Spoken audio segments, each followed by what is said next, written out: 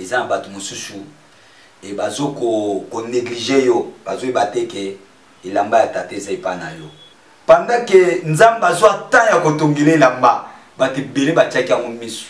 Pourquoi bato baza ebele nzambe akosala koka ngolu kozaka pembe na nzambe mabe eya te ekoye koleka bazwa o te bazokana na mitema me bakokokisa yango te parce que elamba papa eza likolo na yo bato bazingi yo bongo bakangi yo basinga bazwima konga bani batuba yo sudiki oza na pongi sevedi nzambe abifilme continue baobomo te nzambe akokoto na kata bandoki oza libanga oyo bato babwaka soki nanga epesi valer te.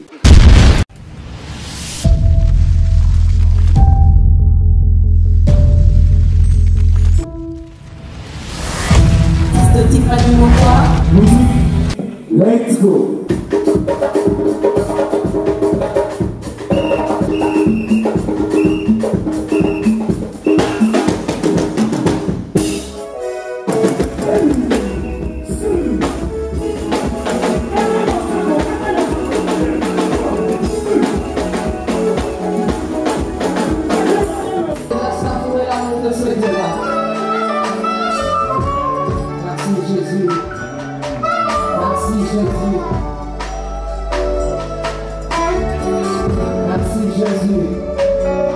Bien-aimés dans le Seigneur, topesi mino lisusu mbote mingi na bandeko nyonso bozwi occasion ya kolandaka biso na message oyo nzambe alola kanisela yo asala bolamu.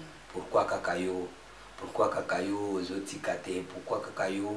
Parce que eza na appel à nzambe liko na yo tika nzambe apambola yo apambola libota mobimba apambola bana na pesi mbote na kombo na Yesu au nom de Jésus. Nzambe apesi biso lelo avant parole lelo na sepeli kotika ngonga oyo na mabota nyonso ezwami ensemble na biso na maboko na nzambe. Oh ni nani Yesu Tibidon tabibon tabidon Yesu uzima ni nani Yesu Tibidon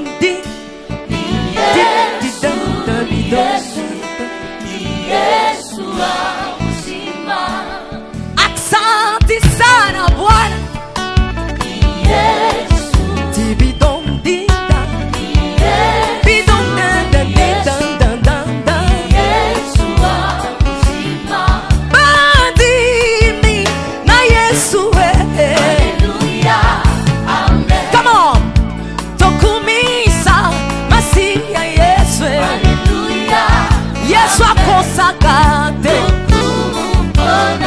akosakate Yesu akwakakate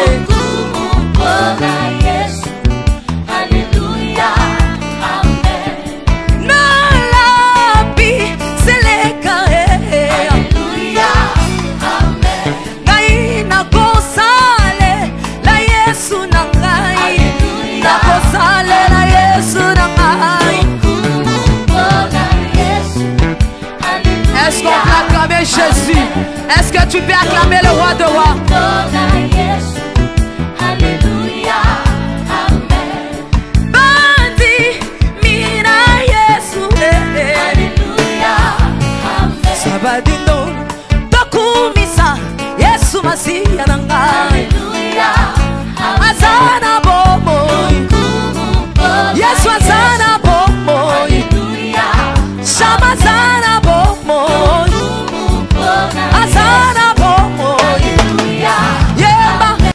Kolo na pesio merci na pamboli bien-aimé dans le Seigneur famille moko libota moko foyer moko o Jésus grâce à kolanda biso na message oyo. La Bible déclare sans moi vous ne pouvons rien faire mais avec moi vous ferez des exploits. Kolo pambolande komoko azui grâce à kolanda biso ba simple instrument na kombo na o Yesu kolo tika o pambola message oyo na komona stobi amen. Amen, bien-aimé dans le Seigneur. Vraiment, nous allons sur ma casse à cause de ce liboso na bino mkola lelo. Nzambi wana ou yaza malam. Tellement kaza malam a permettre biso tozala. Et tout même biso ga thème moko tozo partager na deuxième sujet na biso ya thème autozobla sur la pierre rejetée libanga o bato babwaka libanga o bato babwaka za libanga oyo nalobaki na émission eleki ntango batongi bazotonga ndako kola lobi batalaki libanga mo bamonaki na bango sens te et ntango batali oyo babi eza nango na ntina te epai na biso d'ailleurs eza na forme te parce que esika nanga alobaka toza na forme ya nzambe mpe toza na forme ya bato forme ya nzambe eza lokola libanga mwelo okotala yango eza na bakoin moko boye vraiment mpo tongela yango ifo ozala maso moko oyebi bongo oyo tobengaka brique ezali lolenge ya bato brique eza moto asali yango tokobenga yango neti batalo mpo tobalobaka artificiel mais libanga eza eloko babenga naturel alors force naturelle to lolenge naturel na oyo ezali artificiel eza na baforme ndenge moko te alors c'est pour ça bible ekenda koloba le plus loin lobi mutu amonaka eloko ebetaka na misu mais Dieu voit dans le cœur nzambe amonaka oyo eza na kati ya motema alors sikona il faut kolinga mingi kopona selo liso ya nzambe ke liso na yo pa liso na ngai kopona meponi na erreur mais nzambe pona na erreur te eza eloko mosusu nga mutu na mona malamu nzambe mona o mabe et puis eza eloko mosusu nga mona ko mabe mais nzambe mona o malamu na oyeba ndeni foka molimo ya nzambe sunganga kola pambula yo na sujet ya lelo na sujet moko eza actuellement béni vraiment eza malamu nzambe pambula yo tozwi lelo message na biso ezali na Genèse chapitre 37 verset 1er Bible lobi Jacob demeurait dans le pays de Canaan où avait séjourné son père. Voici la postérité de Jacob. Joseph, âgé de 17 ans, faisait paître les troupeaux avec ses frères et ses enfants. Était auprès des fils de Bila et des fils de Zilpa, femme de son père. Et Joseph rapportait à leur père leur mauvais propos. Israël aimant Joseph plus que tous ses autres fils parce que il avait eu dans sa vieillesse et lui fit une tunique de plusieurs couleurs. Ses frères verra que leur père l'aimant plus que tout. Il les priera en haine. Il ne pouvait lui parler avec amitié. Nzambe alola apambola yo. Nzambe alola abaksa yo. To sanza na biso ata Bible na libumu. Maleme malembe. Bilo lubike tata moko azaki kovanda na bana na ye. Na mabele o papa na yatikaki ye. Papa na ye nani? Papa na ye Isaac. Papa Isaac nani? Papa Isaac comme na ye Abraham. Na mabele ya Kana o batikaki ye. Donc azoko hérité esika moko boye bamemaka bango voyage atikala kuna abota bana na ye bana ngo 12. Mais nakata bana wana 12 ezalaki na mwana moko azalaki 11e comme na Joseph azali na 17 ans.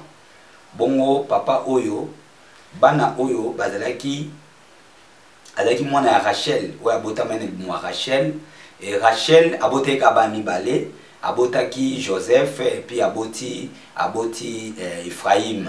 Alors na nzela tambazo kende to mona on a ba monsieur koya to na ba enseignement biblique oyo tozali koya kopesa tamba neko kende Jacob tamazo bimananda ku ya Laban mwasi na ye mama ya ba Joseph ayibaka bikeko ba terabite tout le baba moyeke to benga ngo ba nini na nokwamboka na biso kodia ayibaki kodia papa na bango. Alors tanga ayibaki kodia papa na bango esengaki akende nango po akanisaki récite ya mobali na ezo dépendre na kodia papa na bango nde yango ezo sala moyeke po ba bibole bota mingi lokola lingai mobali mingi ayibelaki kodia wana nzoka kodia wana ezali ba biloko ya mystique ya papa na bango mutu muso akosala yango te a cause ya ve wana yango basalaka ve entre Jacob na Laban baswanaka na nzela et tant basali ve Jacob asiraki lo moko abi soki nga na yibi baterabite na yo na mona mboka kana te mboka papa na ngai oyo avandaki. Alors na dira voyage oyo entre biso na yo so ngana so batela bit na yo na kotate nzo amuta so batela bit wana to mutu azwaki amu ipana na kotate nzo amuta yibaki onze Rachel ya Rachel akufaka na nzela na kobota après kobota mwana na ye oyo tobengaka Ephraim. Donc voilà, belle oni yango moni mwana mwasi oyo akotaka na kanate po azwaka biloko ya papa na ye. Nzamba pa mola soki tozi occasion ya kolobela makambo oyo tokoti na message na biso sikoyo Joseph oyo mama na bango akufa, mama na bango nani Rachel oyo ayiba terabita ya papa na bango sikoyo atikalaki mwana moko batikala bana mike. Alors papa na bango akende kolinga te muta sala bango mabe po ba musu bakolaki na bango ka bango batikala muke. Bon zonga suna histoire simatala Jacob nga bande olinga Rachel. Donc Rachel ali mwasi na liboso selon choix na ye mais selon coutume elle est akomaki mwasi ya liboso. Donc ya komaki lokola deuxième femme. Merci. Wana eza makambo tolobela sima lelo pinda tovanda na sujet na biso. Alors sikoyo papa oyo alingaka Joseph makasi alingaka Ephraim makasi sikoyo na kati ya kolinga mwana wana asaleli ye elamba mokolo asali elamba na bilobi ke tata na bimi tailleur elingi koloba azwaki temps omoni tata aza mpenza mingi na ntango akala po mona mokolo bongo avandi azotonga elamba ezalaka pasi bongo azwi elamba azotonga yango lokola bise bongo azwaki bacouleur ebele donc 7 couleurs atongeli yango elamba pe elamba ezwaki temps bato bane koyeba te eloko ni azosala bazotala ye asalaka elamba asalaka elamba siko na kati ya bana nyonso bane kosala mwa débat oyo azobaseki ezala ya ngai riba alobi te nga mokolo eza ya ngai yo eza elamba papa oselanga oyo alobi ezanga oyo alobi donc motu nyonso bande kokanisa likolo elamba na papa ozosala po banda papa nango bayeba mbala liboso atonga elamba mais okamwa baye kozwa elamba na bapesi yango Joseph tala eloko nyonso bato bazelaki bongo ekokrea nini na motema bilobi kaka kopesa pesaki mwana na elamba babi pourquoi biso mikolo tozali awa bapesi biso elamba te kaka ye bapesi elamba c'est que papa azokolinga kozwa bokulutu na biso donc sabi autorité na biso apesa na mwana oyo et puis bon bande ezalaki na kati bon selon nature nde pe makambo ezalaka so bato bazala nzambe te elongo ekokrea nini tala makambo yake ebele. Alors bakomi koyina mwana oyo makasi mais bakokai kosala ye mabe te po azalaki pembe na papa na bango yango mutu ata banguna bazoka na yo mabe soki oza pembe na nzambe bakosalela yo te na biso mutu moke ata bakaneli yo mais ezalaka pembe na papa ndenge bilobi ke Joseph azalaki pembe na papa bango to bakoka kosala mabe te parce azalaki pembe na papa. Alors loko azalaki pembe na papa papa azalaki kobatela ye conflit à liboso po batongeli elamba je nazolobela likolo ya libanga oyo bato babwakaki eza na bato mosusu e bazoko néglige yo bazoyeba te ke elamba ya tata eza epa na yo ozala na elamba ya tata ndenge ozalaka wana tata tongela elamba azwa ta ya kotonga elamba wana yango nalobaka ngolu ezali elamba oyo tata tonga tata ezali nde nzambe atonga ngolu asala o grâce yomo ovanda bobite naza na grâce ngai naza na grâce ata bitumbo nazo mono yo ata makambo yo olamuka neti olamuka te ngolo yali nalali undi olamuka te olamuki undi tongo etana titani undi butu ekoya te kwei malgré bitumba oyo eloko ezotambusa yo eza elamba oyo tata tonga eza elamba oyo tata sala eza ba merveille na likolo na yo parce azwaki temps ya kotonga elamba na ndenge azwaki temps kotonga elamba ya Joseph bato boyeli batiaki ya motema elamba nekei te bapesi ya mokolo nango tika bolama nzambe continue kosala eso epai na yo pourquoi pas koloba amen pendant que nzambe azwa temps ya kotongela elamba bato ebele batiaki yango miso bayaya oyo alobi ngai riba alobi sela bomona azela moni yango te ekepa Joseph pourquoi papa kopesaka ye elamba wana pourquoi bato bazebele nzamba kosala koka ngolu toleki na bakorona okufi te ekoleka yo Parce ngolo nzambe za likona yo. Ata babakisi virus musuko bangate. Que la gloire de Dieu tel que ça pembe na ndenge Joseph, alayi pembe na papa et bakoro sale mabete. Tel que ça ka pembe na nzambe mabe yate. Ekoye koleka ba ozote. Bazo kana na mitema me bakoko kusangote parce que elamba papa ezali kolona yo. Et babeke batungulaki elamba ozaki plusieurs couleurs, multicolores. Alors, si on dit Joseph, on dit que Joseph Azali, tu pas image en Zambé. Ça veut dire que multicolore, il y a un arc-en-ciel. Si on dit arc-en-ciel et bimi, il y a un moule et bête insulté. Ça veut dire que les gens atambola, mais là, c'est arc-en-ciel. Il y a Joseph. Atambola, kazana arc-en-ciel dans Zoto. Ça veut dire que si on dit Azali, si Joseph a commis, il va que l'ouah est côté insulté. Parce que arc-en-ciel est Azali. Est-ce que bien aimé dans le Seigneur, vous avez dit que arc-en-ciel est un katanzoto na yo. Donc autant moula wana zana arc-en-ciel mo bimbezi na yo. Donc moule ko bete boma batu. Ce ka arc-en-ciel abimi. Akobi c'est arrête-toi. To zonga na souvenir. To zonga na alliance. Omona ke nzambe na nowe basali alliance. Abisi ke mokolo. Moule ko tira ko bete suboite. Bongo tangu tato azotonga elamba abanda omona nini? Est-ce que banda otonga na bomoto? Est-ce que banda otonga mécanicien pour babi ke izaki na plusieurs couleurs, 7 couleurs na kati elamba wana. Ça veut dire banda kotala arc-en-ciel amoni na couleur rouge, le sang de Jésus azotonga. Atali arc-en-ciel amoni na couleur bleu, aza couleur ba roi. Dans na kati ya Joseph couleur roi ezali. Atali amoni na couleur violet, eza couleur ba sacrificateur. Atali boy azomona plusieurs couleurs ezo salaye asala plusieurs des enseignements. Donc on na kata Joseph bile benga kai image à Christ. Ça dit mutu moko alata misana tellement bolamu ke ba mutu abonso obwaki était pas dans ba système ebele. Ya mutu azobwaka yo mutu azobunisa yo aiba ke nzambe na yo aza tellement na ba système ebele. Parce qu'on a multi-système. Donc ton Dieu est là, à ça là-bas, système moko, tu ne peux pas imaginer. Parce qu'il est le souverain. Nzambaza souverain, frère. La souveraineté Nzambé, il est capable de faire des choses que le monde ne comprend pas. Dans le baraso qui va te comprendre, Nzambé, c'est la tradition Nzambé.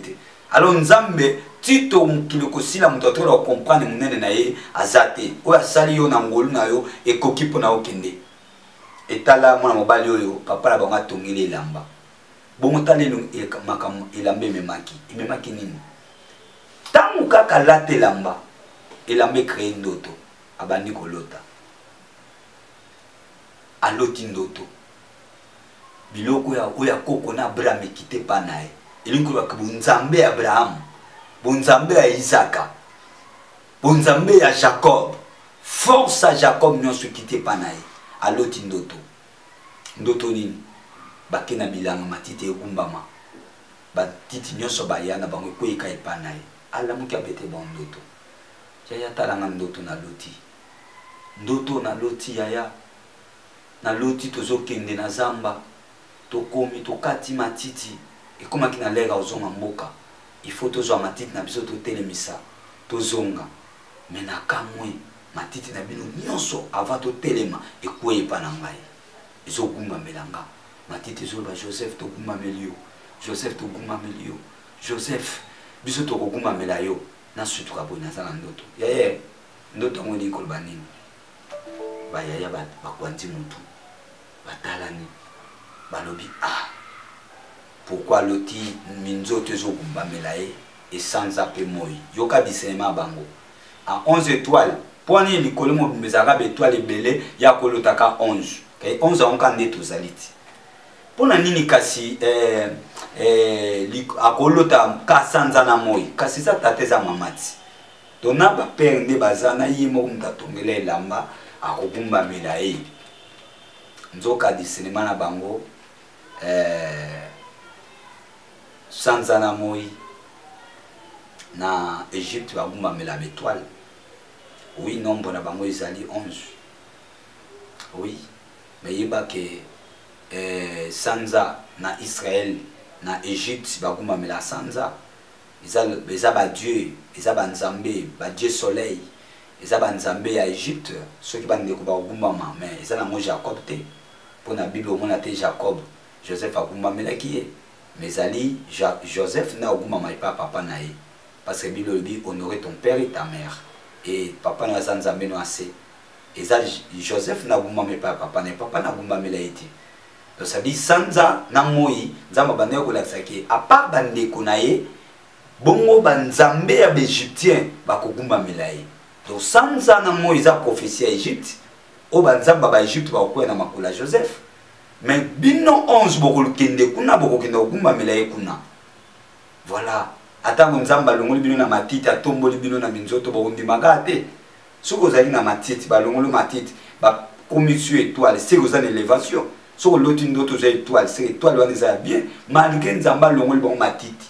Après si bon vision étoile, ba c'est pelikate. Non ya ba kiti na ba mesa. Ah. Atanya ukondoko. Na mona yo. Na chayo na mwamba. La minute on a 4 à peine 4 5 à vous. Oui, alors est-ce que tu bonjour. Boni. Et l'autre côté, et puis qu'il y a mon bureau à travailler tes micros. Donc dès que tu as un galère à niveau 0. Tout ça là boy. Moi il n'a pas un bon vraiment mingité. Mais n'a pas chez la bino moi mon kio n'a pas nango na agence mon boy Nazareta. Sarita qui dit sérieux. Oh. Maman, comment est bon donc yo pe ça au fouti mbongo pour partir à Poto biso to ya to jibilo. Na bengi ya Scotty.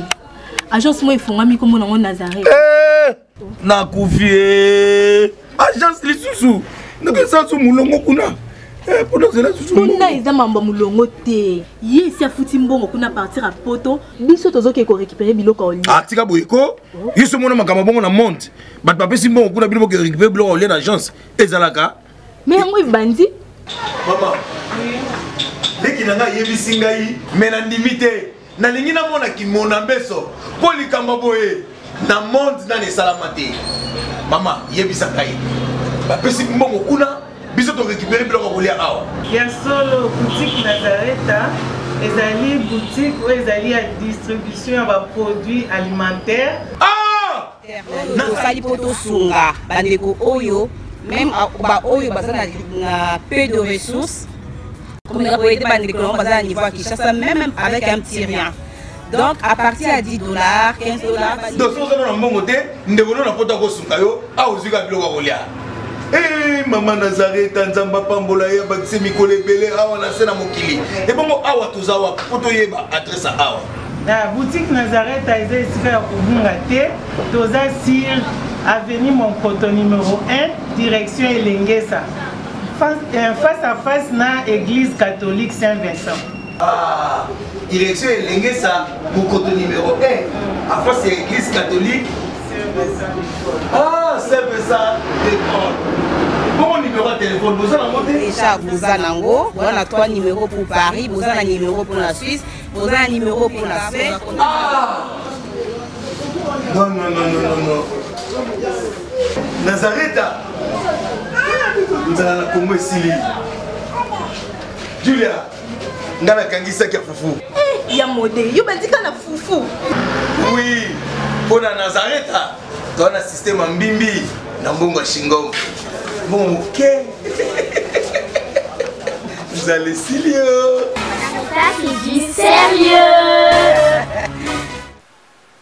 Omoni mutu soki sa inio ato bandi osali bolamu bandana tongo tina pourquoi ako changer te au contraire zo pc kanda pa salo mabe tamu zo pc azo ba eloko ni nango yo kanzini na ngapi na zapi na osala mais ya osala mote mais okomona kaka mutema mabe zo bota donc soki da mutu sa inio ata osali malamu yesu aya na mokili apesa batu mapa ka batu wana ba osani ba obukanga bakende kulusu bomaye makila na ekweli kolabana na biso oh pilata kamwe pilata lobi na kanisa kike soki na lobi Barnabas na Jésus bopona nani à cause de la reconnaissance ba témoignage na yokaka bolema pa ne sobe bolembisi asekusi bino bakufi bamoni babeli babiki na yebaki ke bakoganga boboma Barnabas mais au contraire des choses bato bakangi sous boma Jésus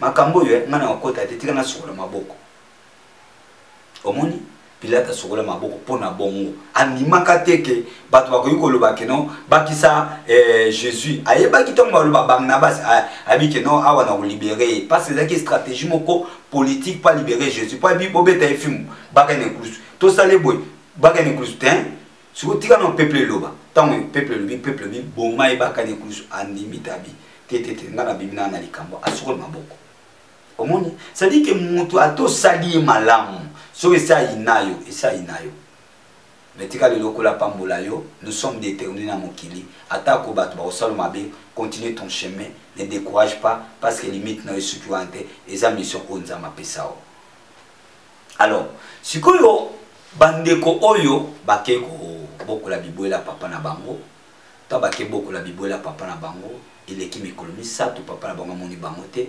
haibite santé nini baza nango aibisi Joseph malgré na linga kotika yo te mais naza na choix te nayebi te kote bakenda bazwa likambo kote bakenda bampate wana bakenda kolia bilanga bato bakanga bango to ndenge nini nga motema ezosimanga te Joseph oza mwana mobali azalaka mokie te kende landa bandeko na yo zwa mai zwa lipa kende tala bango soki aza nzoto makasi pesa bango biloko kolia pesa bango mai soki omoni bango bongo soki okomoni bango zonga yebisanga papa ke bana ndeko no wana baza malamu ngai naza na kimia po 3 jours namoni bango te voilà mosala Yesu asalela biso nyokolusu toya na mokili nde tobunga toya na mokili nde tobeba toya na mokili tobunga destination batindaka biso bapesa biso bampate tobosana ke toyaki kolesa biloko bato bapesa biso mission tobosana ke oyo atinda biso azali bongo nkolo atalaki na likolo abite na otinda nani na otinda mwana nga Joseph oyo aza na prise ya couleur oyo aza na motema malamu apesi ye mapa ya omoni Yesu tanga yaki alesa ye bato mapa yango ntango otala Joseph omona image ya Jésus parce que tout ce que Jésus oyo basalaki yango basalaki Joseph makomba inaki nde bainaki Joseph babwaka na libulu nde babwaka Joseph babimisa na libulu nde babimisa Joseph Jésus na kunda abima na kunda tout ce que on a fait de Jésus yango basala na yango Joseph aza image à Christ et bien lobi ke papa na yatindi ye tangu bandeko na ye bamoni Joseph azwa na musika avant nous Joseph a commencé aujourd'hui Genèse chapitre 37 na verset na biso 11 et 15 Joseph a bungi tanga bungi et ayekuta na mutu moko na nzela mutu ango azaki papa mukolo akutani naye na kata zamba Joseph azotambola abungi naye nzamba koko permettre pa bunga zonga mona bango ti nzamba yebi ki bandeko ne wana bazoluka basali mabe mais nzamba zo permettre nzambe moko alati su nzoto akiti akomi papa moko mukolo akutani na bi Joseph ozokende wapi atali papa excuse nazoluka bandeko nanga okoko mona te bandeko moko bazo lesa bampate koto yoka nzambe ou alati mange ya tata moko akutani na Joseph ayebisi etala bango wana bazolesa kuna bampate namonaki bango bakitaki boye kende kaka boye okutana bango nzamba yebi kuna bakesali mabe nzamba atindi ye nzamba akolongola moto mabe te epai na yo parce que azesika alie na yo azali porte okoti na gloire soki bandeko wana bazala motema mabe te Joseph alinga se retrouver en Égypte te soki bandeko wana bazala motema mabe te Joseph alingaki akoma premier ministre en Égypte te destiné ya mwana na nzambe nzamba kota onka na mitema bandoki azwa ndoki wana tia pembe na yo yenda ko position na gloire yenda ko position na destination ya accomplissement na yo parce que ayebaki mitema na bango mais akokai ko épargner Joseph te poso longoli Joseph na nzela bandeko na ye muto okotie na place wana zate donc nzambe moko tongaki mutema mabe wana. Bien aimé dans le Seigneur, quand tu marches avec Dieu, il faut que Dieu est souverain. La souveraineté nzambe, il est capable de kosala. Nzamba kosala na kata bandoki, atino famille bandoki na bandoki. Nzamba tinyo kuna ebi. Orotu na nzambe ba question belé yonga na bota na famille boy pona ni pourquoi la bima yikuna te o pe kuno zo mona malamu na musika o moni yango na misu ya na no kotite so okoti o mi bisambangu tom zo kuno la pongina o mesana o la nzala wana ya pasi wana ya ba difficulté na yo ebe mutu na mutana eta o nzamba tinda e okozangelo ko liate metoni makambo mutu musu na vie o mona bitumba tellement elekina pété comme akosila. Mais mutu muso mona penda que non, donc yaza na sans futite o balbana ni sans tout. Ba sans tout donc adana ba demo bazo menacer mais so kazu badi azo lia na. Na lia ka poso bango ya ba ya na bango. Mais ça na mutu mususu frère na vie faut prendre makambo sérieux. Parce que oza mi balete. Oza ka yonde ngozawana. Donc photocopie azate. Ezaka yo original. Et ça ka yo nengozawa do photocopie zate. Donc il faut bunda bitumba na vie na yo nzambe tellement que nazo bunda na yebi kosa na ngai. Tala nzambe azotinda Joseph bisika bitumbeza moto ezali wana mais nzambe atinde na moto. Nzambe aipanyaka mwana na moto te. Oyebi or sokol ngo eba véritable or. Il faut soit or wana tchong na moto. Et bien lobi misala mutu na mutu bako pesa mo na moto bako mekango oye ko zika au paix de récompense ya monta mo sala bolam tango salikam tango ta mwana nzambe quand tu servis Dieu sala misala non sincèrement avec amour avec sincérité ozo récompense nango parce que loko nyonso mutu asali la nzambe nzambe au meka misala nyonso na moto.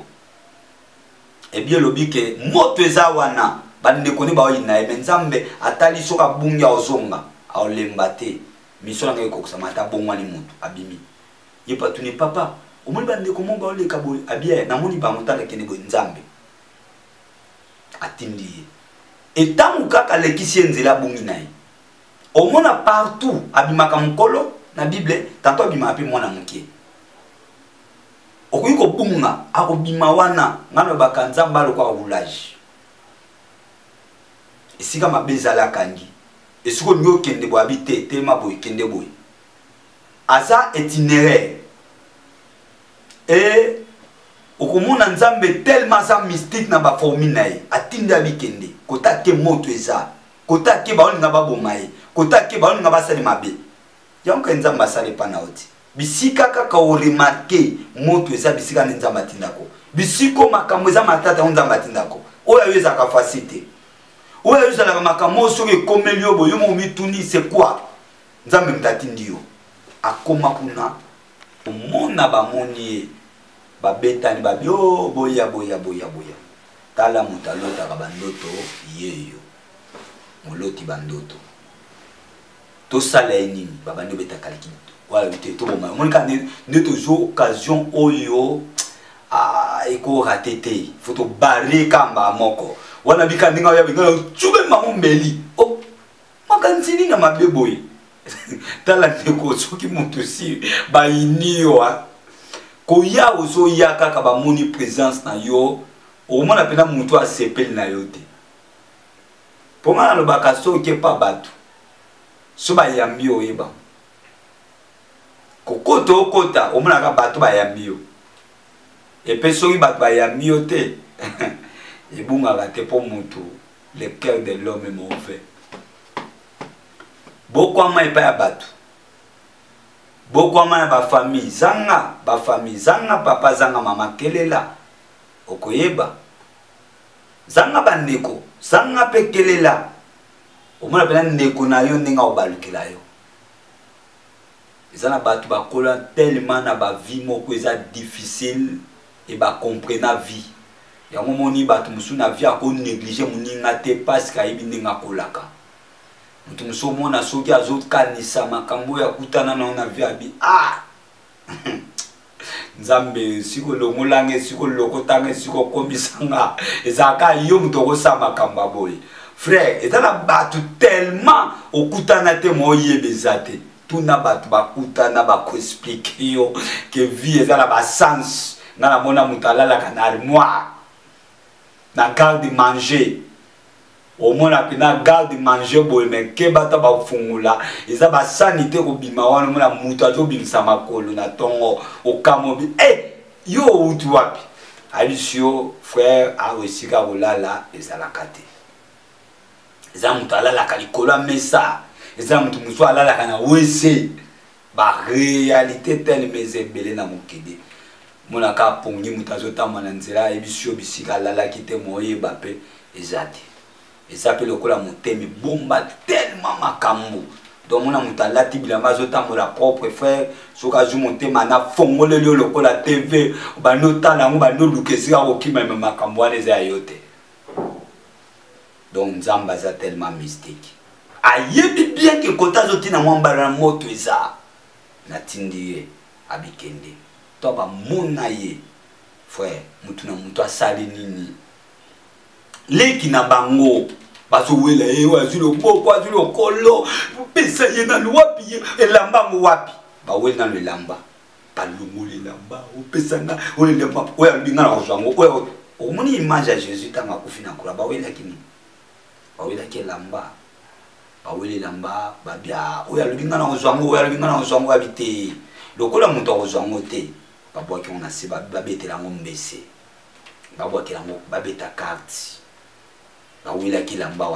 après la main va s'agir on a 4 parties. Donc voilà Joseph l'image à Jésus ba weli lamba na ye ba pasola yango et ba monique ça ne va pas ba bien te donc la muto ozango te pour ce to lati yango lati la ngwa et pas tata et la moto ça da ka formule on ba bete la ki yango carte mais côté ko mona ba bete to bo maman na pate to sopa likolo. Ah, tout le monde a dit pas Jésus. Hein? Jésus, c'est l'agneau de Dieu. Hein? Bah oui, bah t'es tombé au cas à moi, n'a pas été bakatine de Jésus. Bah du Bible, tout ça comme un kilato sur palicolé là-bas. Nous avons dit bah bénir via Joseph. Dieu l'a qu'au bénir par ignorance. Le monde peut te bénir par ignorance. Au monde était baso quand ça va saler ma benzo, bah on me met la gloire. Bah on matin na kiti, bah on pambolaye. Ndoto bando ko la ke ko sala maté trop tala sur le samandé ndoane bazo sala ngo suwe salama bien aimé dans le Seigneur que le Seigneur tellement malam bamba lobaki to ko tala to boma et to tala soki ndoto ngo ko samandé ndoane bazo sala ngo suko pe ko kisama frère peut-être ta souffrance c'est la signe ya ko mata bisiko nzamba lobaki avant que l'arrivée du Seigneur. Il y a quelque chose qui ressemble à la vie na yo. Et la promesse au Nzambalaka et bilaka nzambe likona yo, ça va t'accomplir au nom de Jésus. Yo il faut celle nzambe avant koloya. Et pas na yo il faut kola kumisama. Nakata liboto il faut gloire nzambe monana. Nakata vino il faut munena nzambe tombwama. Nakata vino il faut quelque chose de Dieu est passé. Quoi que le Seigneur est avec toi. Tu es pas seul. Okolo bate nazanga mokote na viva nga mokote na lala nga mokote na lamuka nga mokote na sala nga mokote na bimaka nga mokote okolo bate nazanga mokote okolo bakisa nazanga mokote na kendaka nga mokote na simbaka nga mokote soki bango basimbaka bango moko nga na simba nga mokote soki bango bimaka bango moko nana obima nga mokote biolobi na Psaume 121 kola ko batela aller de retour de maintenant et à jamais pendant que Joseph abimaki kola abimaki nae ata bo bundise bo sale mabe ato zumbeli otubangote parce que ange nzamba zana yo bandoki bako sangelo boyolo tipena ndoto bakanyo na kata ndako moko mulili bat bazingi yo bon bakanyo basinga bazuma konga bani batuba yo sudiko za na pongi c'est veut dire nzamba bi filmer continuer ba bomoti nzamba ko koto na kata bandoki ozali banga obat babwaka soki nange pesi valeur te okufa te. Et Bible lobby babandi ko sala ba discussion. To tala ndenge nini ko sala ndo bandi ko sala e. Bandi préparer ye. Ba weli ba on ça va to boa kena libulu. Ba boa kena libulu. Ba bitel to bo maite to boa kena libulu akufa kuna na posa mai. Ote to bimise na libulu ba moni bana Ismaël ba obateka kabatu parce que dans la race moko ya ba Ismaélite mwana ya Abraham ya liboso oya botaki na Gar akene kokola na Égypte bongo azwaki race akoteka ne bato pokuna bango balingaki mingi esclavagisme ba otosomba bato bazoya bateka Joseph mulongo mona bantaba bateka Joseph mulongo mona basoso po balina basoso ebele balina bataba bazina bangulu bon masaka commerce donc za mutu ateki yo asaka commerce batu asaka commerce ba boiler ya ba ngombe siko ba tellement basaka ba commerce ba mbongo ya ba biloko na ya batu alors na bangulu basanyisa bi ndama bangulu bangoyo ndama batu bangoyo ali bokoti sena ndama bangulu bolongole na bangulu bokoti na batu bakoti na batu donc effectivement ba ki en Égypte bon ba komi kuna tala libanga oyo bazobwaka na libulu libanga oyo bazoteka quand on parler libanga ça non parler mutu batekiye et babwakiye et ba menacer et ba bundisiye et ba finge et ba critiquer et ba inie bazomatisse ba dimension et suka batekiye et muto batekela kiye pakatekiye lisusu donc ça veut double koteka double kosomba double koina double koboma double sabotage uma mutu musuna viyo omona kaka ne ba makambo ya répétition omona avortement répété et musala balongoli répété donc ni les ont répété omona biloko ne zo répété tellement ba répétition na ya bando to yaka na ya ba problème yaka donc yo mo so mikaka sanzango yango nzambe bandanga ka boye nkolo telemeli yango na kombo na Yesu makamwe bandaka boye yange ya kaboye oui pendant que solo be ya kaboye po o comprena déjà ba façon ya bitumba na yo menga na ebisho ke bakobundisa yo bilobika e bakolonga yo te kola ko permettre jamais c'est le Dieu qui change malédiction à bénédiction bakenda bateki donc bazo zulende ba intérêt donc azo mpiko intérêt azo mpiko intérêt mais batu nini bazo zulaka mutu ba intérêt boy et tango akomi moi ça Potifar pas teki lisusu o abimaki naye bilobi baloba makambo pona yo bakutote nde babwaki na prison donc prison ya libulu prison koteka talaka mutu bateki donc zo sans valeur bateki lisusu bateki otina ndaka Potifar et moi ça Potifar a memele lisusu makama mabe et kobwaka Joseph na prison plusieurs des années babwaka babosana voilà nzambe sikwa ekolokota na bandoto ba capitaine oya loti ndoto mutokolimbola zate omoni don ba négliger angote omoni grâce ba négliger angote et pendant que à côté na prison Dieu d'Israël pendant le na maboko tata pendant le na protection ya mabele oya zalaki protégé pendant le na maboko papa na zai protégé et nzamba ser atira ko protéger au ressenti maman ça papa ça mon toi ça mais sache bien que là où tu es la main de l'Éternel est avec toi parce que ma kamno sozo les causes sala et ça na force à papa te à maman te à mutute c'est la par la force de l'Éternel nzamba yé na prison apesi mutu ndoto alimboli ndoto nzamba memia longwe akekota pharaon apesi ndoto alongwe kota pharaon azongi kota mutu apesa ka ndoto alimbolaka alimboli su ndoto noto ane bimisie na prison aya limoli ya pharaon et pharaon le bim maintenant tu régneras sur Israël sur l'Égypte pardon et akomi ko régner likola Égypte voilà libanga obat babwaka ki et qui reçoit sens frère bien-aimé dans le Seigneur bato yo ba inaki batikali na souffrance enzale beta bango malheur beta bango souffrance beta bango mais nzambe ya lola ake ko visiter Joseph afin que batouana ba reconnaître libanga moko babwakaki et que ko prendre valeur tala valeur mutwaleki. David a dit même si je marche à la vallée de l'ombre de la mort, je ne crains aucun mal parce que l'Éternel est avec moi. Kolazana yo na valo zoleka na bitumbo zoleka tika nzamba pambola yo. Et lobi lelo petozali lobezaki Joseph lelo ezapé ayo.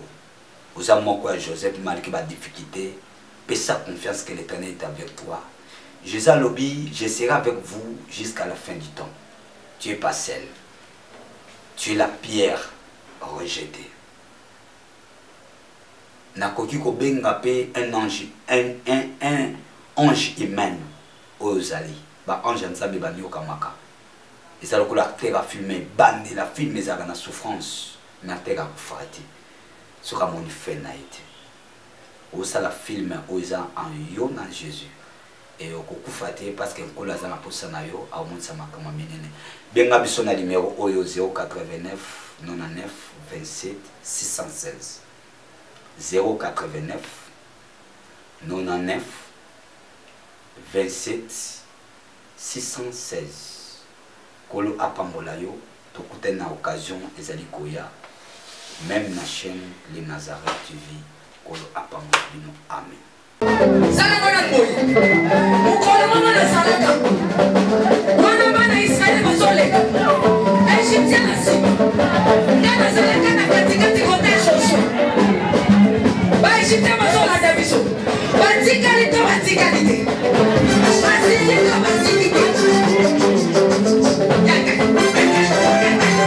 Loba Satan azana ba problème. Oh asimbikisi.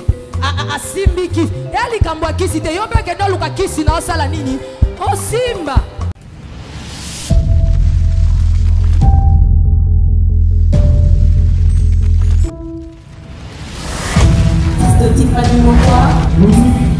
Let's go.